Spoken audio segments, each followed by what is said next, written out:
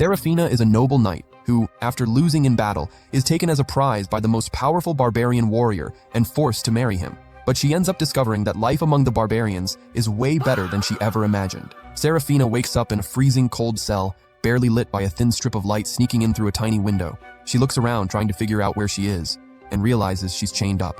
Then the memories start flooding back, piece by piece, and it hits her. She became a war prize. Let's rewind a little. Seraphina was leading the expeditionary forces of the Kingdom of Ildren with orders to pacify the Eastern Territory, which is basically a fancy way of saying, go deal with the barbarians. Even with top-tier weapons and a massive army, the barbarians turned out to be insanely more powerful than anyone expected. Seraphina shouts at her men to fall back. But then, out of nowhere, 4 barbarian warriors charge straight at her, and she shows them. No hesitation, zero mercy. Exactly why she's the only female commander out there, taking all 4 of them down with a single strike. Even so, the situation was bad. Really bad. The casualties were piling up way too fast, and Seraphina knew that if they lost any more troops, there was no way they'd make it back to the kingdom alive. 7 years on campaign, and the 17th Eastern mission was ending like this, and that's exactly when he showed up. The barbarian leader tore through the battlefield, cutting down anyone who dared to get in his way. When his eyes locked onto Seraphina's, he said, cool and calm, that he was done wasting his time killing random people, and challenged her to a duel. Seraphina knew she couldn't beat this guy. She knew. But she also knew that ignoring a warrior capable of shredding full armor like it was tissue paper meant certain death for her men. So, with no real choice, she stepped up. The fight was absolutely insane. Swords clashing, every blow heavier than the last. The barbarian was getting fired up. Very few people had ever gone toe-to-toe with him and held their ground. And when he realized his opponent was a woman, he got even more pumped and started unleashing a full-on combo assault. Seraphina decided to go all in and launched her most powerful attack. The blades collided with a force that shook the air, and then the unthinkable happened. Seraphina's sword was sliced clean in half. The barbarian congratulated her for lasting through a duel against him. Seraphina thought about ending it right there on the spot, but he firmly refused to let that happen. He said that now she was his prize. He also said he had a great idea, and that Seraphina's body would come in very handy. Seraphina's blood ran cold, her mind immediately jumping to the worst possible scenario. And that's how she ended up in that cell. Chained up and trying to think clearly, Seraphina started working through why they were keeping her alive. Torture for intel? Possible. But then she remembered that line, your body is going to be very useful, and concluded, horrified, that she was about to become the barbarian's personal plaything. Her, a noble virgin, a knight. Ending up like this, it was beyond humiliating. On top of that, Seraphina was crushed by the weight of failure. She had let everyone down, and with the food shortages already tearing apart the kingdom of Ildren, she was terrified about what would happen to her people. Then the cell door swung open. A woman walked in and introduced herself as Circe, assistant to the man who had captured Seraphina. Seraphina's eyes went straight to the object hanging at Circe's waist, a pair of nippers, and she immediately concluded that the torture was about to begin. She asked, dead serious, if the goal was to extract information. Circe frowned. She had absolutely no idea what Seraphina was talking about. She said the only orders she'd received were to get Seraphina ready for her master. Circe grabbed the chain keeping Seraphina restrained and left her completely exposed against the wall. Seraphina gritted her teeth and braced for the worst, but what Circe actually did was wash her. Just cleaned the blood and sweat from the battle right off. Simple as that. Seraphina had no clue what was going on. She demanded to know what they were planning. Circe said almost admiringly that she was impressed Seraphina had actually gone up against her master in a duel and survived. She also mentioned that, despite being a warrior, Seraphina had quite a feminine figure.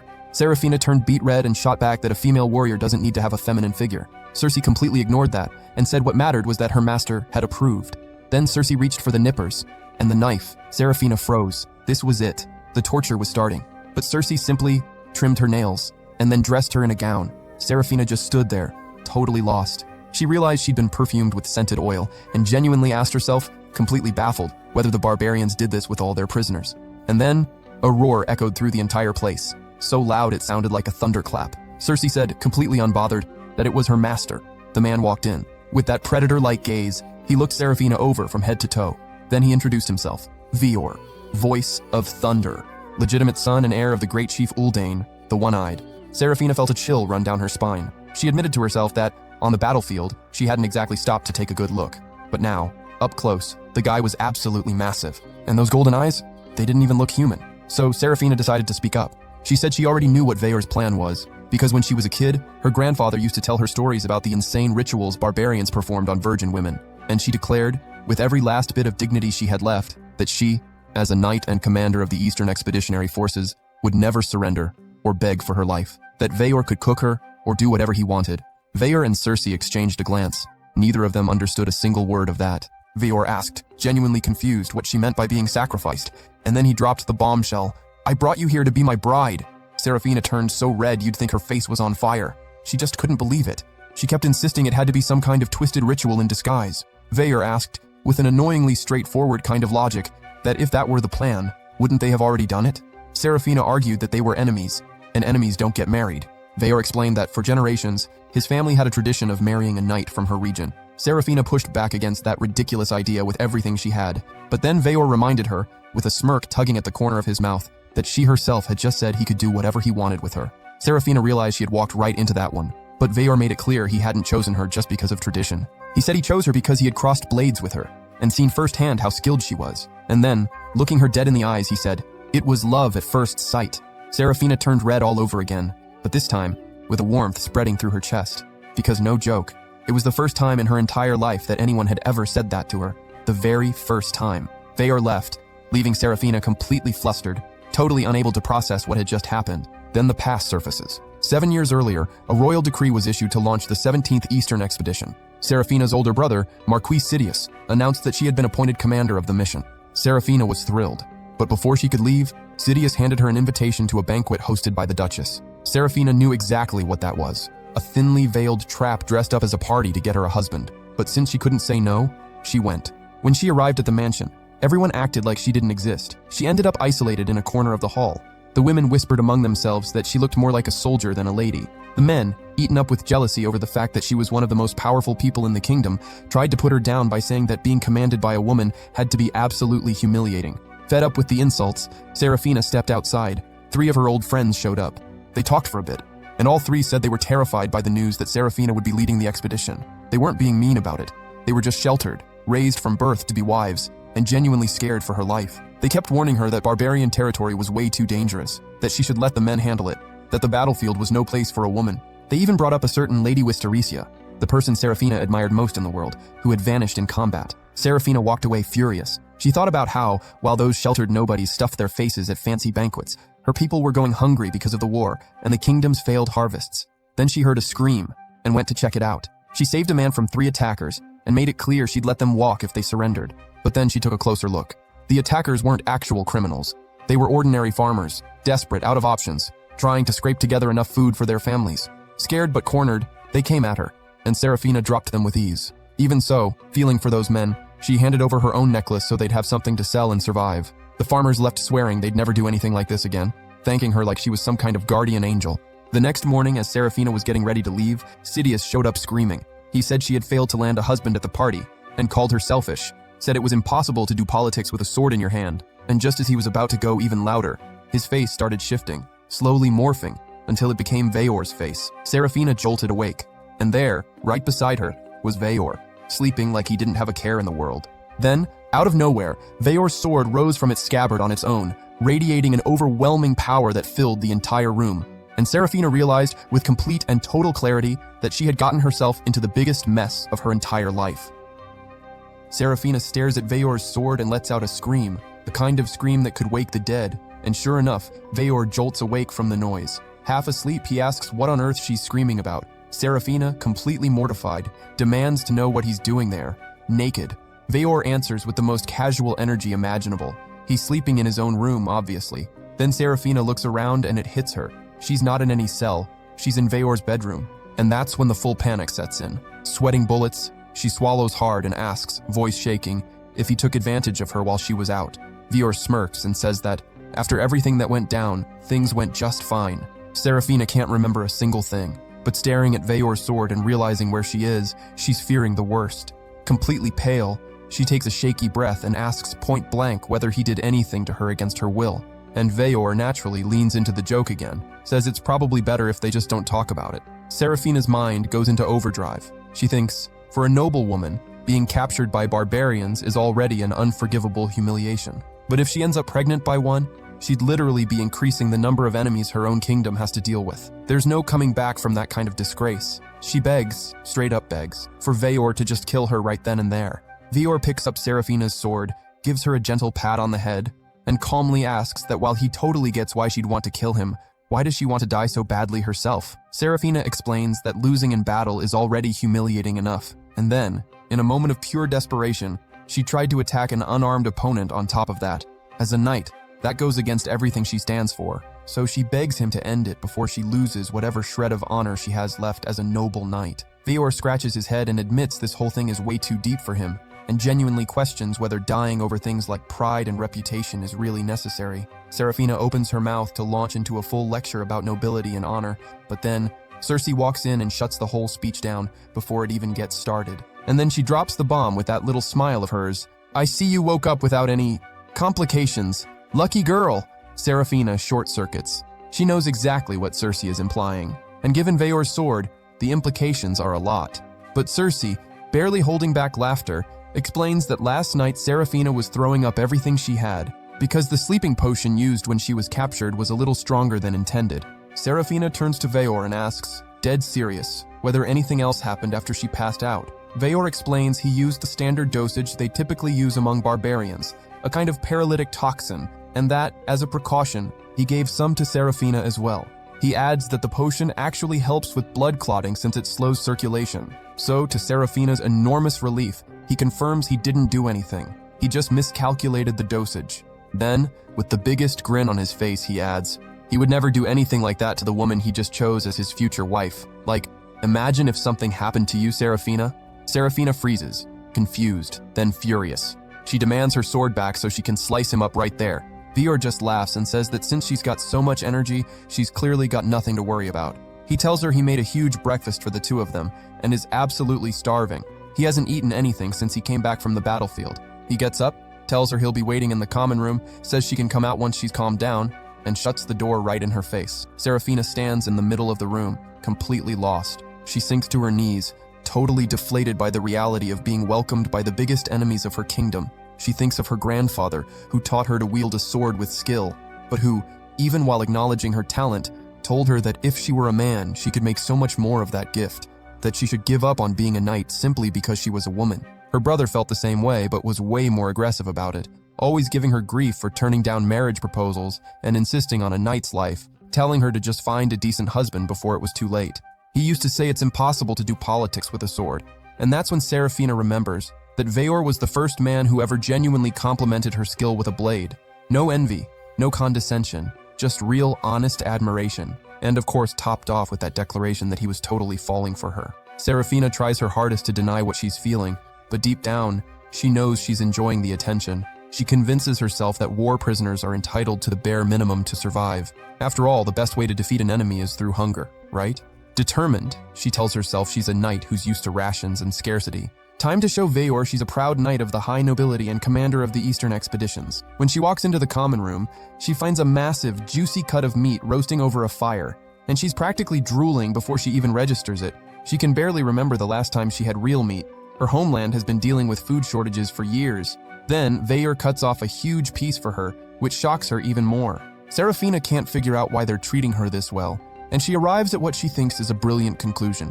They're trying to break her down as a knight by whining and dining her before completely taming her. So she points her finger, firm and resolute, declaring she'd rather starve than accept charity from barbarians. And then, her stomach betrays her completely. It growls, loud, embarrassingly loud. Dying inside, Seraphina asks to be killed again. Veor tells her to cut the drama and says even her own stomach is refusing to go along with this whole death wish, growling like that. He asks if she really wants to keep lying to herself. Then he tells her to eat the meat. Refusing would be disrespecting the life that was taken to provide that food. Taking a life to survive, not for sport, is a valid reason, and with a slight smile, he gently asks her to stop grumbling and eat. Then Cecil leans close to Seraphina's ear and whispers that Veor hunted that animal specifically to welcome her. He went out the night before, after bringing her home, and went hunting alone, because he wanted Seraphina to have a full feast the moment she woke up. Cecil explains that Veor carries serious status, the kind of person that someone like Seraphina would call royalty. Seraphina gets it immediately, something like a prince, and Cecil adds, since Veor holds such a high position and went through all that effort to show hospitality, wouldn't turning it down flat be a massive sign of disrespect, especially for a noblewoman like her? Seraphina sighs, agrees, saying that refusing such a tribute would tarnish her reputation as a knight, so she takes the first bite of meat and nearly loses her mind. The flavor hits so hard it brings tears to her eyes, because it blows way past the rare meats the nobility back home occasionally gets to eat. Cecil can barely hide her smile as Serafina wipes the corner of her mouth. Veyor cracks up at the whole thing. Then Serafina, eyes practically sparkling, asks what animal this came from, because she's already imagining raising the same kind back in her kingdom. Veyor asks if she wants to see it, warning they're butchering it outside. Dying of curiosity, Serafina rushes to the window and nearly passes out when she discovers she's been eating, of all things, dragon meat. She asks, absolutely stunned, if that's really what it is. Veyor confirms it, and Serafina stands there jaw-dropped because she just ate the meat of a legendary creature that most people have never even seen from a distance. But still, she keeps eating, declaring, with complete conviction, that if it's good, it's good. End of story. Veyor loses it laughing. After the meal, he lets her know they're heading out. There's a spot behind the mountain he wants to show her. He mentions there are all kinds of creatures out there. Serafina complains that wandering through unknown lands full of monsters would be completely reckless. Veyor then, with that little smirk of his, asks if she's scared. That hits her ego directly, and Serafina falls for it immediately. She pulls on her boots, grumbling the whole time, while Veyor promises that once she gets to know the area, she's going to love it. When they step outside, Serafina stops. Her jaw drops. Trees as far as the eye can see, and a breathtaking view of the ocean. Veyor asks what she thinks. She admits, with some reluctance, that the place is way more blessed by nature than she ever imagined. Veyor says that unlike the barren battlefield where they met, these lands have a very strong spirit. And he jokes that he hopes Serafina isn't so blown away that she keels over. She tells him to stop messing around. She tells herself these barbarians caught her off guard, but all she needs to do is mentally prepare, and Veyor won't be able to pull that again. They keep walking, and Serafina gets more and more impressed with every step. Rivers, trees, wildlife, birdsong. Nothing like anything she's ever seen in her life. At that moment, a griffin passes directly over their heads. Veyor explains, cool as a cucumber, that dragons are just one of the common creatures around here, that they're incredibly hard to take down, but as long as you stay away from nests with hatchlings, they leave you alone. Serafina asks, voice cracking, how on earth he expects her to ever get used to this. Veyor says she'll adjust eventually. After all, just a few minutes ago she was going to town on dragon meat. Serafina wants the ground to swallow her whole. Then she hears a sound she's never heard before. And just ahead, she comes face to face with a stunning waterfall. Veyor asks if she's never seen one before. She tries to deny it, but remembers that what passes for one back home doesn't come close to this. Veyor notices the sadness in her expression and says he didn't bring her here to show off, that he genuinely just wanted to share this view with her. But he admits there's another reason they're here. Serafina asks what, and Veyor tells her to take her clothes off. Serafina dies of embarrassment and demands to know why they do that. Veyor, with a completely straight face, asks, well, what would a man and a woman do together, undressed, in the water? Serafina's mind goes straight to the worst case scenario, and Veyor just shouts, we're taking a bath, genius! She tries to play it cool, saying that's exactly what she was thinking, then asks how they're supposed to bathe in the same spot. It's completely inappropriate, but Veyor explains it's a barbarian custom to bathe together. Serafina shouts that she will never follow that barbarian custom, not in a million years. Cersei then points out that since there are no bath salts, noble customs have their limits, and the oil applied to Serafina the day before is well past its expiration date. She's starting to smell. With no real choice, Serafina goes to bathe, accompanied by Cersei, and somehow she manages to force Veyor to go to the other side of the river. Serafina says Cersei is only there to make sure she doesn't run. Cersei says she's actually there to keep her safe. Serafina doesn't buy it. Then a giant lizard appears out of nowhere and nearly gives her a heart attack, proving Cersei right. Serafina looks around and realizes they're completely surrounded by monsters of every shape and size. She takes off running. She stops behind a rock, out of breath, and hears a man's voice. Her heart sinks. She bolted without thinking, and now some other barbarian might grab her. The man approaches and asks what she's doing out here. Serafina looks at him and freezes, face completely flushed. She thinks, no way. That young barbarian is insanely good looking. Not even back west do guys come like that. The young man figures she ran from the monsters while bathing and mentions he's the son of a woman from the west, that when he was younger, his mother used to tell him how blown away she was when she first arrived in these lands and saw all the rich nature and the creatures. Serafina, analyzing how young he looks, concludes the mother must have arrived with the 16th expedition, probably a knight in her early 20s about 20 years ago. Then she sneezes. The cold got to her. And the young man, without a second thought, pulls off his own shirt and wraps it around Serafina, saying a woman shouldn't be catching a chill like that and that they should head back to where her clothes are. Serafina nearly combusts on the spot. Because on top of being gorgeous, the guy is a total gentleman, completely different from how Vior usually acts, which bumps her mood down a little. Then the young man presses his hand to her forehead to check for a fever. Serafina completely locks up, and he's way too close, and she has zero experience with guys. And then he scoops her up into his arms to carry her back safely. Serafina can barely form a coherent thought. For a woman who's never been treated like this, it feels like something straight out of a fairy tale. Cersei finally catches up and asks how on earth things got to this point. And then she calls the young man by name, Veor. Serafina completely short-circuits. The dream guy is Veor. Veor jokes that being forgotten by his own fiancée is a little rough, but says the fact that he shaved and got to watch Serafina blush like a schoolgirl makes him very happy. Then adds with the biggest smile, "She's so pure!" Serafina, furious and with her face on fire, plants her hand right across his face. Veor, absolutely delighted, says that a flustered reaction followed by a slap is exactly what he'd expect from the woman he chose. Serafina pretends she didn't enjoy any of it and blames everything on the monsters that chased her there. Cersei mentions that, as for the monsters, there's nothing to worry about. Master Veor made sure to patrol the surrounding areas beforehand. Veor admits that since Serafina absolutely did not want to be seen, he went and cleared the area himself, but that he would have loved to do it by her side. Cersei adds that compared to the dragon they ate, the creatures by the lake are basically harmless. Then Veor turns to Serafina and says that today he got to see every possible expression on the face of the woman he fell for, and that hunting a dragon for it was nothing. Serafina goes pink, turns her face away, and grudgingly admits she'll make an exception and forgive him this time, and that the scenery wasn't bad at all. Veor lights up and says that once they get home, he'll finally get to find out what his fiancée is truly capable of. Serafina says she hasn't decided anything about this whole engagement thing. Cersei gives her a sympathetic look, which only irritates her more. As Serafina walks ahead of them, Cersei and Veor exchange a glance and land on the same conclusion. Total tsundere. Serafina, meanwhile, no matter how hard she tries to seem annoyed, knows deep down she completely fell for clean-shaven Veor. But a few days later, to Serafina's absolute disappointment, Veor's beard had already grown right back. Later, Veor tells Serafina he's going to take her to Lake Village, the Barbarian people's main base, and that he's going to introduce her to the leaders of each clan. Veor says Lake Village is the biggest settlement his people have. Serafina completely loses it right then and there. She says that's basically classified military intel. But Veor doesn't get why she's freaking out, because at the end of the day, where is she gonna run? She's stuck there. Unless Serafina still wants to try and make a break for it.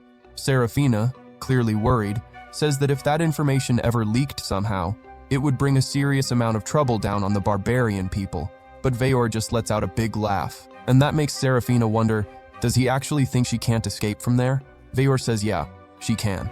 But he also says he noticed she turned completely red when she saw his face without the beard. Serafina, absolutely mortified, tries to play it off, and Veor laughs again. Shortly after, Serafina finds herself standing in front of a crowd of barbarians, warriors itching for a fight with her.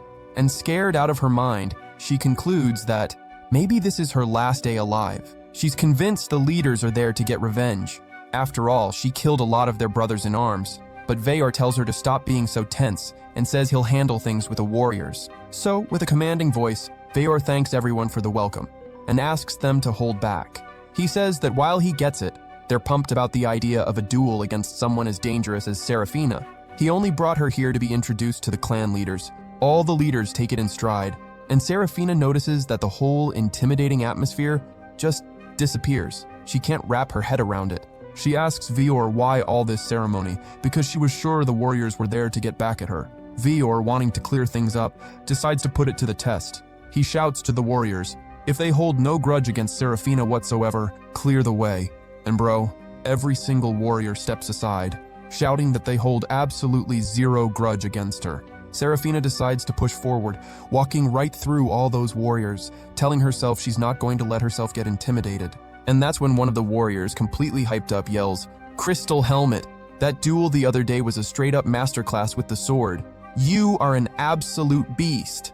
The other warriors agree instantly, shouting that the simple fact that Serafina blocked one of Veor's attacks, an attack strong enough to cut through stone like it's nothing, is completely insane. "Oh, I wish she were my wife. She'd give you kids built like tanks, no cap." Serafina is absolutely mortified. Veor then explains to her that the belief driving the barbarian people's values is simple. The strong respect the strong. And that goes for him just as much as for every man there. As they walk through the village, Serafina notices everything is pretty bare bones, but at the same time, everyone seems genuinely happy and tight-knit. Vior notices that one of the houses has water boiling and asks Cersei to bring Serafina over there to be welcomed. Cersei asks what he's going to do. Vior says he has some things to discuss with the leaders and that he'll be right back. Then he calls out to the residents, and two women appear. Vior asks them to serve some tea for Cersei and for his future wife. The woman gets super excited about the great chief's future wife. She immediately starts checking out Serafina's build and drags her inside. Inside, the woman apologizes for going overboard, calling Serafina Lady Thunder, which makes Serafina even more embarrassed. She sends the kids to go grab herbs and firewood for the tea. Serafina notices the kids are absolutely jacked, even as young as they are. The woman serves the tea, and Serafina is blown away by the taste. She feels like she's been completely recharged. Cersei explains the tea is made with top-tier medicinal herbs, harvested from the spirit trees. The women are thrilled that their future leader loved it. While she drinks the tea, Serafina notices the women don't seem to be sisters, and asks if it's common for multiple families to live together in the same house, and where their husbands are. Are they out there with the warriors? A little sad. The woman explains that their husbands passed away a long time ago, in the Battle of the East, and that's when it hits Serafina. Their husbands died in the Eastern expedition, and maybe she was the one who killed them. On the battlefield, she knows she has to stay detached from her enemies. But there, face to face with those widowed wives, Serafina can't stay detached, so she says she won't apologize for the lives lost in battle. But since she lost and was captured, they have every right to hate her, to want revenge for their husbands' deaths. The women don't understand, and they ask, why would we ever want revenge? Serafina says she might have been the one responsible for their deaths. The woman replies that it breaks her heart that her daughter will never remember her father's face, but that he left her a daughter, and that alone makes her so happy.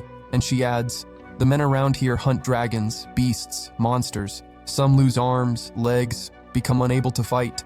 Then smiling, the woman says that one way or another, the men here are basically built to die in battle. And she tells Serafina to relax because they already know how to deal with it. For them, it's just part of life. Serafina is left speechless. The barbarians have a completely different outlook on life and death than she and the people of Ildren do. But that's when one of the village lookouts spots something flying overhead and triggers the alarm with a whistle. Cersei recognizes it immediately. It's the dragon attack alert. And in that same instant, a bird-like dragon tears right through the house they were in. Serafina comes face to face with the creature and asks what in the world that thing even is. Cersei explains it's a species of dragon called Tsukibikeshi, probably drawn in by the smoke from the fire. But she says it's really weird, because Tsukibikeshi never attack the village. They know they always get taken down there. Serafina tells everyone to run, but the little girl gets scared and starts crying, drawing the dragon's attention. Cersei tries to leave with Serafina, saying that if anything happens to her, she won't be able to face her master. But Serafina refuses and says, Cersei, you're standing in front of a knight. With insane precision, Serafina grabs the fire tongue and lands a clean hit right on the dragon's beak, dropping it. The dragon gets back up and attacks with its tail, but Serafina deflects it, saying that the creature's attacks, compared to Veor's, feel like getting hit with a feather. She deflects more attacks, dodges, and drives the tongue through one of the creature's eyes. Then she tells Cersei and the women to get out now, making it clear that dealing with a little creature like this is nothing for her, and that if Cersei stays, she'll only be in the way. Reluctantly, Cersei runs off to find help. Meanwhile, Vior and the other barbarians are fighting and taking down other dragons without much trouble. Cersei shows up screaming, saying there's still a dragon in the village, that Serafina stayed behind to distract it while the others got away. Veor doesn't even wait for her to finish. He's already sprinting to save his beloved. Meanwhile, Serafina is being chased by the dragon, and she notices the creature is getting way faster. She stops running. She turns to face the dragon head-on, and notices the creature is absolutely furious with her. Serafina still has the energy to fight, but with just a fire tongue, she knows there's no way she can take that thing down. The dragon, raging, charges. Serafina deflects the attack, but snaps her only means of defense in half. The creature realizes she's unarmed and moves in for the killing blow. Serafina accepts her fate and tells herself that despite a few frustrations and regrets in life, she can honestly say she lived like a knight and that she'll die like one. But at the very last second, Veor shows up. He shouts at her to cover her ears and then lets out a roar so powerful it completely stuns the dragon. And with one final strike, the creature goes down. Veor turns to Serafina, apologizes for showing up just a little late, and then, as the great chief of the barbarians, thanks her deeply for risking her own life to protect Circe, the women, and the children of the village, and says that above everything else, he is deeply, genuinely relieved that she is alive and okay. That was the first time anyone had ever sincerely thanked Serafina for what she did, and it hit her so hard that tears start streaming down her face, non-stop. She can't understand what she's feeling. She just cries and cries and cries. Veor just smiles, relieved, and carries his beloved in his arms. At night, Serafina drinks non-stop, absolutely dying of embarrassment after being carried like a damsel in distress in front of everyone. But then she actually stops and thinks for a sec, and realizes that was literally the first time in her life a man has genuinely protected her. Circe takes the opportunity to tell her that getting closer to him just got way easier now, that she never imagined a noble would risk her own life for others like that. Those words send Serafina over the moon, even though she's convinced the whole rush is just the alcohol talking. Then, not long after, while she's sitting there all flushed and daydreaming about Veor, 3 tiny fairies pop out of nowhere and call Serafina Ildranesa. Serafina straight up spits out her drink, completely blindsided. The fairies absolutely lose it laughing, while Serafina tries to convince herself she's hallucinating, that she drank too much, that none of this is real. The fairies keep roasting her, and that's exactly when Veor shows up. Serafina, eyes wide as saucers, asks him what the heck those little creatures are flying all around her. Veor tells her to chill, flashing that little smirk of his, and says she's about to be even more surprised. And surprised she is. 3 dwarves, an elf, and a plant girl appear out of nowhere, celebrating and thanking Serafina for saving the village people. Serafina stands there with her jaw on the floor, trying to process way too much at once. A little later, gathered around the campfire, Serafina looks around at everyone and completely loses her mind, because she's staring at beings she'd only ever heard about in fairy tales and bedtime stories. She tells herself she's obviously having some kind of out-of-body hallucination and wonders if she's hit peak delusion. One of the dwarves then congratulates Veor on finding a wife so fast, and to celebrate, he gives Serafina a dwarf-forged sword. Serafina gets all awkward about it, but Veor tells her to accept it graciously, saying that dwarf-made swords are straight-up masterpieces, no joke. Serafina still tries to refuse, but Veor tells her to just look at the blade. She draws the sword and her jaw drops, because the sword is like, literally flawless, not a single imperfection anywhere, and it's loaded with magical enchantments that make it way easier to wield and handle. The dwarf explains he forged it from a metal only dwarves can work with, a metal they call pure silver, or in the language of Serafina's people, mithril. Then Veor goes around and introduces everyone. The representative of the Ixt, the physically imposing elf Kalkalat, the representative of the Kufwek, the young Nimhara, the representatives of the Quieft, the 3 elder dwarves, Waz, Guas, and Barhas, and the representatives of the Tefyas, Queen Viufmek and her companions. Serafina's head throbs with information overload, and she admits she never expected to encounter fantastical creatures that would blow even the myth of dragons out of the water.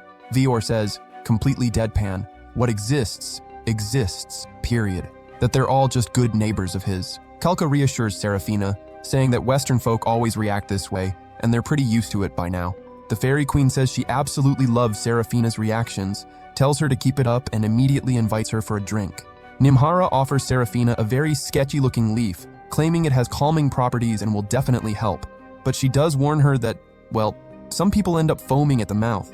Serafina completely freaks out while the fairies die laughing. Serafina mentions that even after spending 7 years on the Eastern expedition, she never once saw any of these creatures in her life. Veor explains that they intentionally keep their distance from the West. That leaves Serafina puzzled, and she asks why they came to her then. Veer says he already mentioned it. The elders of each clan agreed to gather and meet her. He explains that the leaders of each clan, together with the Konum, considered the oldest clan of all, form what they call the 5 major clans together, and that traditionally, the Grand Chief, the mediator of the clans, is chosen by the Great Spirit in a succession ceremony. That many clans, large and small, are born in these lands, grow, live, and, eventually, return to the earth. And because they all share that inevitable cycle, they try to help each other. That's why they named themselves the Tribal Alliance, a union of their cultures, all bound together by the Great Spirit. That leaves Serafina both intrigued and genuinely impressed, because an equal alliance with zero discrimination between races is something seriously incredible. But Veor says that aside from some emergency, generally, they're really just drinking buddies, as Serafina can clearly see right now. Then Serafina asks whether the Eastern expedition wouldn't count as an emergency for them. Everyone cracks up and Veor makes it crystal clear that the tribal alliance isn't there to deal with territorial disputes. That deflates Seraphina a little, because the way Veor phrases it makes it sound like her people's war is no different from animals fighting over turf. Veor adds that the alliance also doesn't exist to crush other clans through violence. Seraphina then asks if they'll unite to fight the dragons. Veor says that's not the goal either, that each clan has its own ways of handling those threats. So Seraphina asks if there's something out there even worse than dragons, some threat that actually demands unity between the clans. Veor says there are supernatural creatures they call monsters, and that now that she lives there, she'll eventually run into one. But he gives her fair warning right away. These monsters are like natural disasters, and that compared to them, he'd take on Ildren's entire army 1,000 times over. But the Fairy Queen cuts in, saying she's completely over this conversation and that they should just go back to drinking and forget about their problems. Then Nimhara offers Seraphina another sketchy drink, and Veor says the Kufwek are the most full-of-life creatures in the entire region, a symbol of good luck. The dwarves tell Seraphina to drink up and declare that, with those beautiful wide hips, she's going to birth one healthy, strong baby. Veor turns red and perks right up, while Seraphina, completely mortified, tells him to stop agreeing with those dirty old dwarves. The fairies pour gasoline on the fire and tell the couple to just kiss already, and Seraphina's headache only gets worse. Veor says it's just their way of celebrating, and explains that both the outfit and the necklace she's wearing were gifts from the clans. The Fairy Queen says the outfit was a gift from her village, the necklace, a gift from the dwarves, and the enchantments on the sword, the work of the elf Kalka. Kalka explains that the enchantment makes the sword self-repair, meaning zero maintenance, ever. That leaves Seraphina absolutely floored that something like that is even possible. Veor says the clans complement each other, and that his clan, the Konem, offers military strength in exchange for advanced techniques and products. Seraphina lights up, saying that this place is ridiculously abundant. The next day, Seraphina wakes up face down on the beach with a killer hangover. Circe appears out of nowhere, startling Seraphina so bad she headbutts her. Circe, in serious pain, informs her it's already noon. Seraphina, still blown away by everything she witnessed the night before, thinks she's stuck in the middle of some fairy tale. But when she spots the sword she was gifted, she concludes that all of it is absolutely real. Veor shows up, and Seraphina notices he's shaved his beard again. She gets all flustered while Veor teases her mercilessly. He invites her for lunch, so Circe shoves into her hand a stuffed bread filled with the meat of the dragon Seraphina killed the day before, and Seraphina eats it without a single complaint. Then Veor says there's someone she knows who wants to see her. They walk through the village, and a pregnant woman with a cut across one of her eyes waves at them. Veor says she could have just waited inside, but the woman says she got too excited. She calls Seraphina ma'am, says she heard Seraphina protected the village from a dragon, and says she's glad she's still in one piece and as brave as ever. Seraphina can't for the life of her remember who this woman is, so the woman introduces herself, Nerea, a former knight who fought in the Eastern Expedition side by side with Seraphina. Seraphina finally places her, the niece she fought shoulder to shoulder with against the Barbarians, and she practically yells, saying she thought Nerea was dead. Then she notices the belly and asks if she's pregnant. Obviously, yes, and Nerea says it's her second. Seraphina's brain starts short-circuiting with the amount of information, so Nerea brings them inside and breaks it all down. Nerea says her husband told her about the stories of the crystal helmet, and she figured out on the spot it was Seraphina. Seraphina catches the word husband and puts two and two together. She's married. Nerea confirms, saying she married the man who defeated her in battle. She says she never imagined that after everything she went through on the Eastern Expedition, she'd be living the quiet, peaceful life she has now. Seraphina asks if it isn't weird to call the future clan leader into her house to ask for favors. Nerea smiles and says things work differently here than what they know back west. Says little Veor is so easy to find around the village that she ends up just asking him herself. Little Veor? Seraphina says that nickname does not fit Veor even a little bit. Nerea says she calls him that because he's 18. Seraphina freezes and points her finger at Veor, saying the dude looks like a full-grown old man with that beard of his. Veor says it's genetics, and explains that Nerea is married to his cousin, so in a way she's practically family already, but the fact that Veor is 18 keeps pounding in Seraphina's head, and Nerea pokes at her by reminding her that Seraphina is turning 26 that very same year. Veor smiles and says Seraphina is still in the prime of her life, and that's perfect, if you know what he means. Seraphina says it's uncomfortable hearing that from someone younger than her, but Veor says he's actually disappointed to be younger, because if he were older, he could have made her his bride way sooner, and the age gap wouldn't bother her one bit. Seraphina is not having any of it. She slams her sword down and absolutely goes off on Veor. He smiles, and then immediately apologizes, saying that as an inexperienced rookie, he was disrespectful to a knight. Seraphina accepts the apology, as the knight she is. Cersei stands there confused about why Veor randomly apologized out of nowhere. So Nerea asks Cersei what Seraphina's injuries were when she was captured. Cersei says there were no injuries at all, only that Seraphina's sword had broken.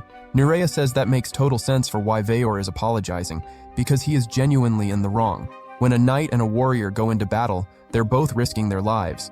So when two people of equal strength face each other, the fight only ends when one of them is incapacitated.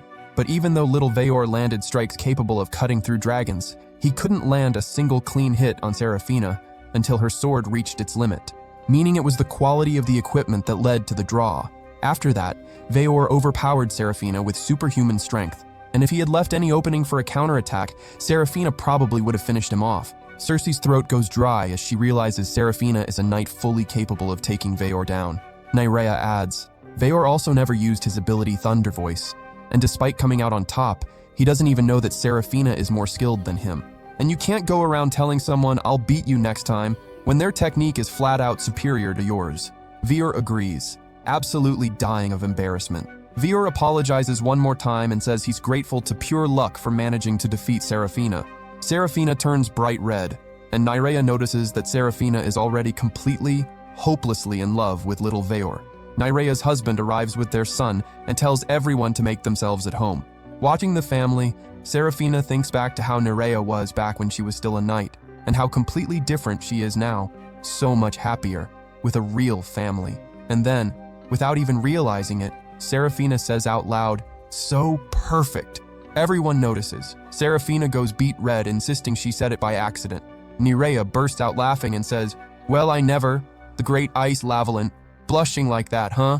Veor looks at Seraphina and already pictures himself married to her. Later, the two of them head to the beach. Seraphina reflects on everything that happened that day and says the events made her realize just how ignorant she was about this territory. She barely knew anything about the cultures or the creatures. She believed the Eastern expedition was the right thing to do. She never once stopped to think that the barbarians had families too, just like the Knights of Ildren.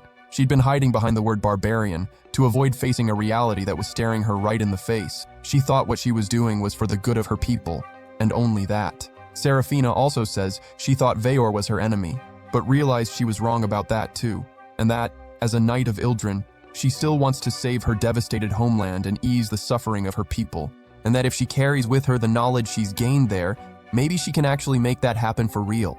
Then, completely flustered, Seraphina turns to Veor and says, "You're actually my type, Veor." Veor's cheeks go red, and a huge grin spreads across his face. Then he says he just realized something. "Seraphina, turns out you're kind of a smooth operator, aren't you?" The next day, Veor is in an amazing mood. Seraphina asks why. He says that after what she said the night before, how could he not be? Seraphina tries to play it off, which makes Veor ask if what she said was a lie, if it wasn't actually how she felt. Seraphina, completely flustered and red-faced, makes it crystal clear she never takes back her words, that what she said the night before were her genuine feelings, and she tells Veor to stop making fun of her. Then Veor says, with that little smirk of his, "I see, didn't I say so? What a smooth and adorable woman, right?" Seraphina completely loses it and punches her inevitable future husband square in the arm. Meanwhile, some soldiers from Ildren are marching through the forest, completely wrecked from fighting off the creatures of that place. Their leader is venting about the barbarians, saying that not only have they been pushing back against every expedition, but they had the nerve to kidnap her lady Seraphina. Just then, something moves behind a bush. The warriors immediately get ready for a fight, even though they're dead on their feet, starving and running on fumes. But to everyone's massive relief, it was just an animal. Their leader, military chaplain Marcius, tells everyone to chill out, saying there's nothing to be afraid of because she's carrying something with her that's basically a divine miracle. One of the warriors tries to warn her, says they need to turn back, that they're out of supplies, and that pushing forward is basically a death wish. But Marcius goes straight for the heart and the pride. "You guys really want to slink back home like a bunch of losers?" She tells the members of the expedition that they're out here chasing something bigger, glory for their families, and asks if they want to follow in the footsteps of the nobles who set out 20 years ago. Then, compass in hand, Marcius declares that the only way they can redeem themselves from this disgrace is by rescuing their lady Seraphina. The next day, Seraphina is out chopping logs with her new sword, and she's doing it with insane precision, like genuinely jaw-dropping skill. Cersei tells her that's enough, pointing out that in just 3 days, Serafina has already chopped enough firewood to last the next 2 weeks. Serafina apologizes and says she can't just sit still, or her muscles will start going soft, and that obviously she was going to test out such a finely crafted sword. That's when Cersei figures out the real reason Serafina's been so restless lately. It was boredom, wasn't it, Serafina? Serafina scratches the back of her head sheepishly and admits that this quiet life she's been living out here is pretty different from the daily meetings and strict military training she used to grind through every single day. But Cersei says the truth is, Serafina just didn't want to help with the chores. Serafina explains that normally to become a knight, you have to train under one and serve them. But when she started training with hers, her grandfather put so much pressure on the guy that she never had to do a single chore in her life. Cersei mutters that these nobles break their own rules without a shred of guilt, then adds that Serafina won't have to deal with the boredom much longer, because Veor's been cooking something up for her. Right on cue, Veor shows up, flanked by the other leaders, and hollers at Serafina that he's brought a whole crew to spar with her.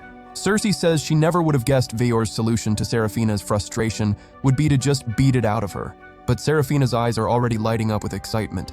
Veor tells Cersei to take Serafina to the armor he's been storing. Cersei leads her to a room where, inside a chest, the armor had been carefully kept. As she pulls it out, Cersei mentions that she got every last drop of blood out and washed everything thoroughly. Serafina thanks her from the bottom of her heart. Already suited up, Serafina announces that the crystal helm is ready for action and asks everyone to help her blow off some steam. Everyone goes wild, and some of them can barely believe they're actually about to cross blades with the legendary crystal helm. Veor hands Serafina a wooden sword, making it crystal clear that all the duels will be fought with wooden swords, because he's not trying to have anyone die today. The first to challenge Serafina is Gamron's son, the Jagged Fang. Serafina is practically radiating battle energy, she's so pumped to fight. The kid charges and eats a sword straight to the gut, dropping immediately. Next up is the boy's father, but the result is exactly the same, which actually frustrates Serafina, because the dad attacks just like his kid. After him comes Sero, the double neck. Before they start, he thanks Serafina for protecting his sister and nephew during the dragon's attack on the village. That makes Serafina beam with pride and gets her even more fired up. Sero pulls out 2 swords and comes at her hard, but she lands a devastating blow and takes him down. The whole crowd is stunned. As Serafina keeps dropping one powerful warrior after another, Cersei watches from a distance, unable to wrap her head around how insanely strong this woman is. The fairy queen, Vaufmek, says Serafina is strong because of her willpower, something that runs in Ildrini's blood. Cersei asks Vaufmek to break that down a little more. Vaufmek explains that willpower is, at its core, determination, the deep, burning desire to achieve something. It's why birds fly, why fish swim, and why dragons are so absurdly powerful. She explains that Tephius, like herself, have no physical body and no blood running through their veins. They're like a dream woven from the determination of the wind, the water, the clouds, the earth, and the fire. Dwarves, elves, and Kufwek have physical bodies and still live incredibly long lives. But on the flip side, the Kenem live much shorter lives, as if there's never enough time for them to accomplish everything they want. That's exactly why the willpower of the Kenem is so incredibly powerful. That power strengthens their bodies, their minds, and even their gear. Vaufmek makes one thing crystal clear. A weapon fueled by determination can only be stopped by another weapon with equal determination. Cersei asks whether, when the equipment is equally matched, it comes down to willpower to break the tie. Vaufmek confirms it, and says that's something truly beautiful to a being like her. Serafina and Veor go absolutely toe-to-toe, and since they both carry equally powerful determination, they end up at a stalemate when both their swords shatter at the exact same moment. Veor asks if she managed to shake off the boredom. With a huge grin on her face, Serafina says she feels completely recharged, and that it's all thanks to him. Vaufmek loses it with excitement, saying it was a brilliant display of willpower, that this is exactly what makes her life worth living, but that it would have been perfect with a drink. At that very moment, an old man comes running in, shouting that a dragon has been spotted near the village, a wounded Morrisberry, heading toward the settlement through the western forest. Shortly after, out in the forest, up in a tree, Serafina surveys everything around her and thinks to herself, judging by the look on Veor's face when he heard the news, this creature must be seriously dangerous. The warriors launch their attack, drawing the dragon into a trap straight out of a Monster Hunter playbook. Serafina picks her exact moment, leaps from the tree directly onto the creature, and lands a killing blow with her sword. The beast sends her flying. but Veor catches her in his arms. The creature finally collapses, and everyone goes nuts celebrating. Shortly after, Serafina watches the warriors getting ready to carve up the dragon and is blown away by how massive the thing is. Veor explains that the Morisberry is a kind of royal dragon, different from dragons like the pink bird she faced before. Serafina asks what the difference is between the species. Veor says a royal dragon is distinguished by its number of legs. The Morisberry, for example, has 6, and that in the distant past, 2 of them were probably wings, and that they used to fly using willpower alone. Serafina says she can barely imagine a creature that heavy getting off the ground, and that it would literally be like a dragon straight out of a fairy tale. Veor says there are still dragons out there whose wings haven't atrophied, and he mentions a fire dragon that lives in the mountains of the Quift. One of the warriors calls Veor over and shows him a wound on the dragon. Veor notices it was caused by something that resembles fire, but without any soot. He wonders if it might be some kind of enchantment similar to what the Ixt use. Serafina asks if that means magic. Veor confirms it and explains that normally, you need a catalyst, like sulfur or sparks struck from stones, to produce fire.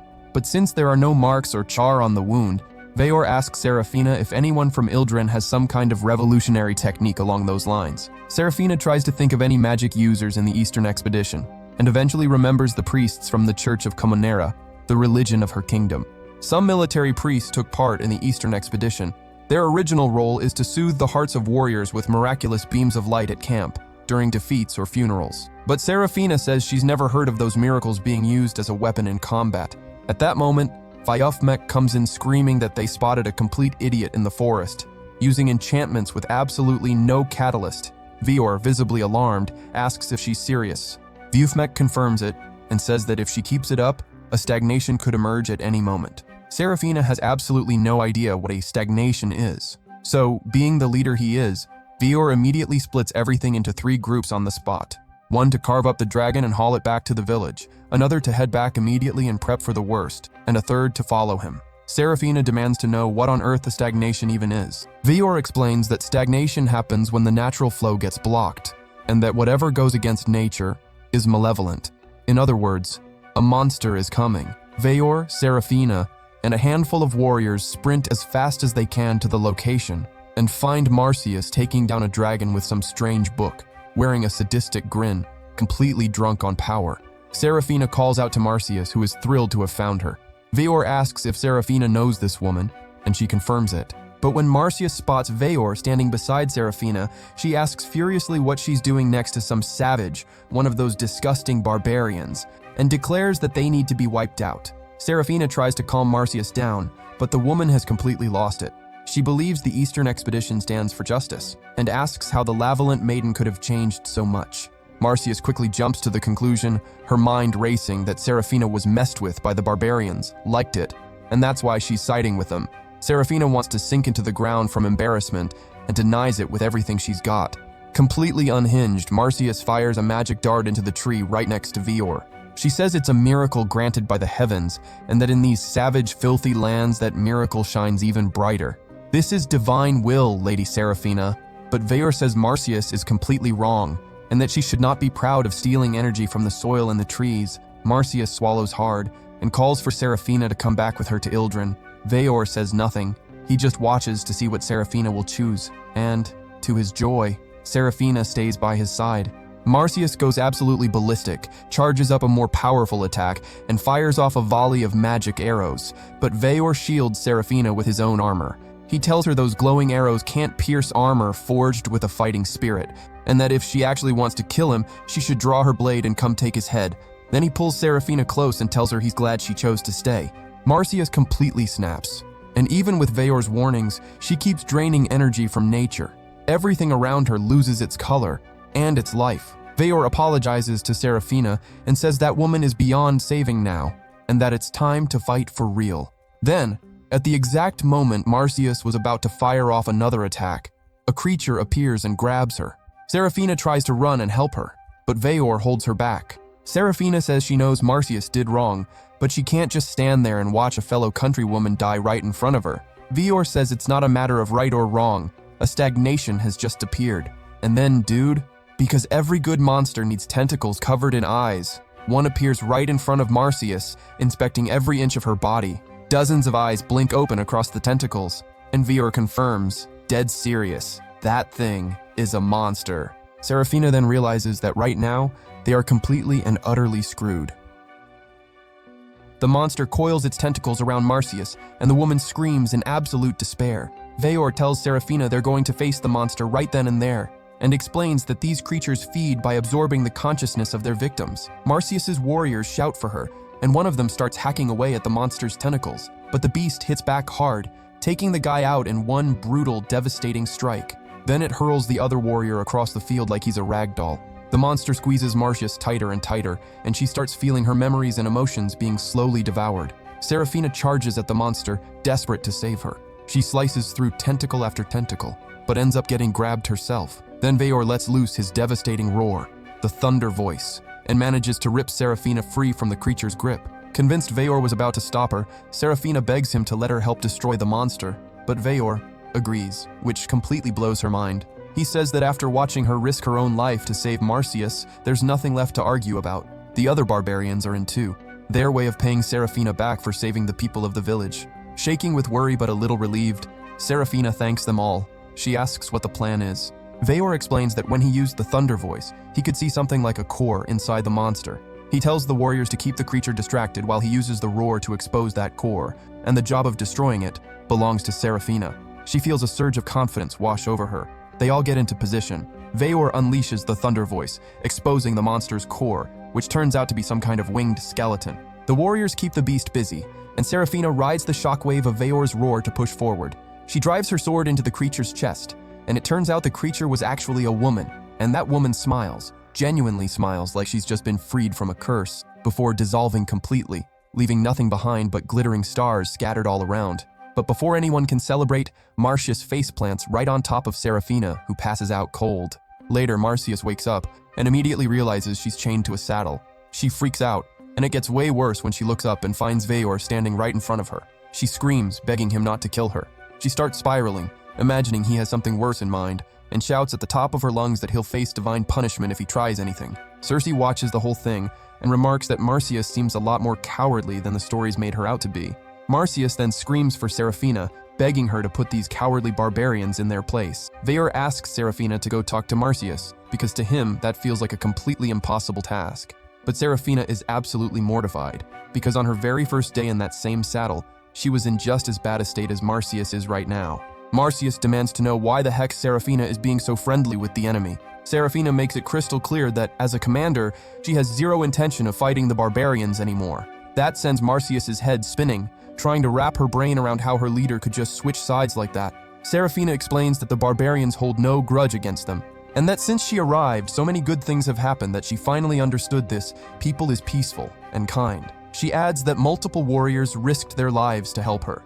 Marcius just stands there, frozen, not knowing what to say. Then Serafina asks Marcius whether responding to kindness with cruelty goes against the teachings of the Church of Comunera. In tears, Marcius concludes that Serafina must have given in to carnal temptation.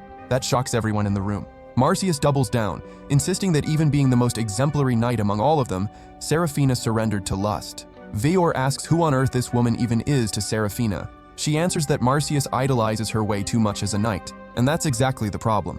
Marcius keeps pushing, saying she's completely sure Serafina has been turned into a sex slave, and as proof, she points to the extravagant outfit Serafina is wearing. Serafina, absolutely mortified, tries to explain it's a misunderstanding. Marcius asks what the great Wistaria would say if she could see her like this. Those words hit Serafina like a freight train. She thinks of Wistaria, and for just a moment finds herself kind of agreeing with Marcius. Veor asks if Wistaria was declared dead, and quickly figures that after 20 years missing, that would make sense. Then he says he doesn't really follow what they're talking about, and casually adds, if they want to find Wistaria, they can just go see her. Both of them freeze. Veor, straight to the point, says that Wistaria is none other than his mother. Serafina and Marcius scream at the exact same time, completely blindsided by what they just heard. Later, Serafina, Cersei, and Marcius sit down for some tea to take the edge off. Serafina says that now that she knows Wistaria is Veor's mother, everything clicks into place. But Marcius still isn't buying it. She insists he must be trying to manipulate them by using the sacred name of Saint Wistaria. Serafina says that not too long ago, she would have jumped to the exact same conclusion. But after spending a good amount of time with the clan, she knows that for generations they've been winning over knights from Ildren. Then Serafina drops the bomb.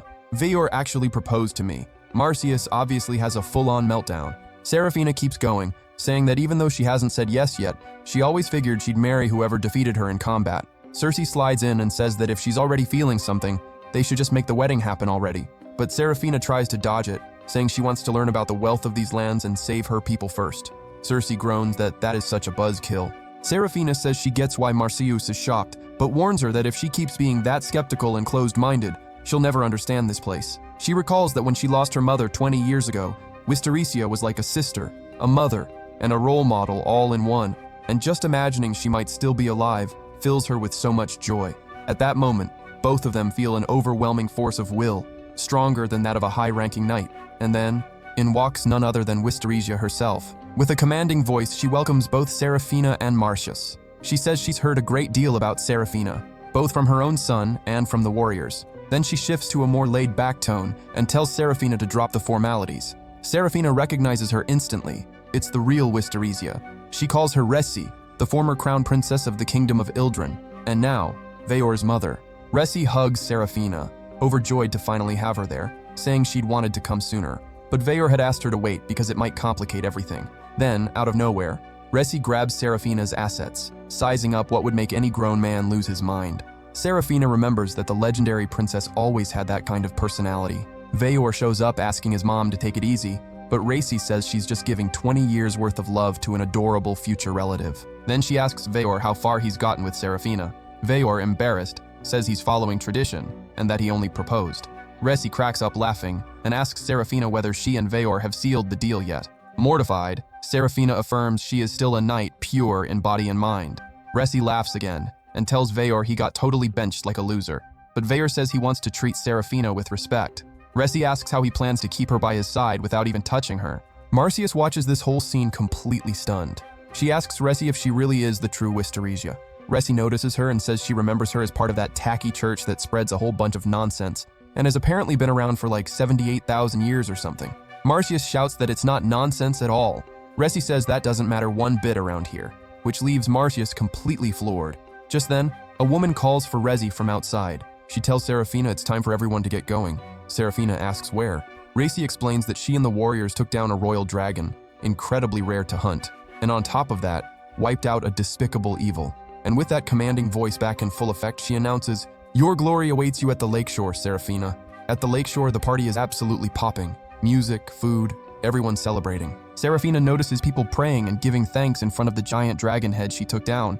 She realizes that here, even after slaying a creature, the people still honor its existence, and nothing goes to waste. The meat becomes nourishment for everyone. Seraphina feels grateful and at peace knowing she didn't take a life for nothing, and honestly, absolutely thrilled to be eating something as delicious as Morisberry meat. Veor hands her a well-seasoned piece, and the moment she takes a bite, she's on another planet. Veor says the meat is an excellent bargaining chip. Seraphina asks if it's one of the village's economic resources. He explains there are other dragons and high-quality beasts around, but Morisberry meat is on a completely different level. The flavor beats everything else. Then Resi shows up, serving a masterpiece crafted by the swamp fairies, crystal sake, the drink to end all drinks. Resi warns Seraphina that the second she takes a sip, she's going to feel like she's floating. Seraphina steps aside, hyped up, takes a sip, and gets that blissful, totally gone expression on her face, like she's floating somewhere in outer space. Marcius and Cersei watch from the sidelines, and Marcius loses it over Seraphina's face, insisting that drink must have something illegal in it. Cersei offers her some meat. Marcius tries to refuse, saying she would never eat something that sketchy. But her stomach growls like a bear. Cersei says there's nothing sadder than going hungry, and adds that even though she can't stand the benefits pushed by the Church of Comanera, she'll admit they helped her out with food once. That catches Marcius off guard, but Cersei already shoves the skewer right into her mouth, says that Marcius was saved by Seraphina and the warriors, and that she's lucky enough to have gotten a second chance. Marcius finally gets it through her head and eats, says through tears that it's incredible. And then she really starts crying. Only now does she realize what a massive mistake she made, remembering that all of her companions died because she decided they had to save Seraphina no matter the cost. She thought it would work out, but in the end, she was the only one left. Cersei calls her an idiot, no sugarcoating, and explains that the knights who followed her died for their own ideals. She tells Marcius she should be grateful to be alive, and wraps it up by saying that's exactly why she can't stand people like her. Meanwhile, Resi and Seraphina catch up on lost time. Resi says the engagement necklace looks amazing on Seraphina. She's thrown off by the tradition, dying of embarrassment, and asks if it shouldn't be a ring instead. Resi says, "Thing is, if a dragon eats your fingers, there goes the ring." Makes sense, right? Then she explains that even though this culture might seem strange to both of them, it shows how much this people is genuinely trying to meet them halfway. She shares that back in the day, the culture here was all about women seducing the man they wanted, sleeping with them, getting pregnant, giving birth, and having the whole village raise the children together. Serafina thinks that sounds absolutely wild.